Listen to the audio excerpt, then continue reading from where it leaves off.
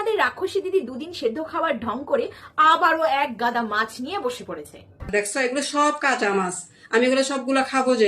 এতগুলো মাছ যদি তুমি একা খাও তাহলে তোমার বাড়ির লোকেরা কি খাবে? আমার তো মনে হয় তোমার বাড়ির লোকজন তোমার এইসব কাণ্ড কারখানা দেখার পর বাড়ি ছেড়েই হয়তো পালিয়ে গেছে। ও মা, আমার মনে হয় ইনি গ্যাস বাঁচানোর জন্য কাঁচা মাছই খেয়ে নিচ্ছেন, কারণ গ্যাসের যা দাম বেড়েছে তাই হয়তো ইনি রান্না করতেই চাইছেন না, তাই ইনি রান্না করতেই ভয় পাচ্ছে। সবাই মিলে চাঁদা তুলে চলো ওনাকে একটা গ্যাস ওভেন গিফট করি, কারণ এনার রাক্ষস মার্কা খাওয়া আর চোখে প্লিজ দেখা যাচ্ছে না। আমি এগুলো সবগুলো খাবো যে।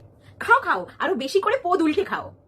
আমি খালি জাস্ট ভাবছি যে ইনার পাকস্থলীটা কি দিয়ে তৈরি, ইনি এই সমস্ত কাঁচা মাছগুলোকে কি করে হজম করছে ভাই। ইনি আবার মনে করে এনাকে দেখে নাকি মানুষ আবার হিংসে করে। হিংসে হয়? হিংসা? কি দেখে হিংসা করবো আমরা? আর খাচ্ছ তো তুমি কাঁচা মাছ, সেটা দেখেও মানুষে হিংসা করবে? হিংসে হয়?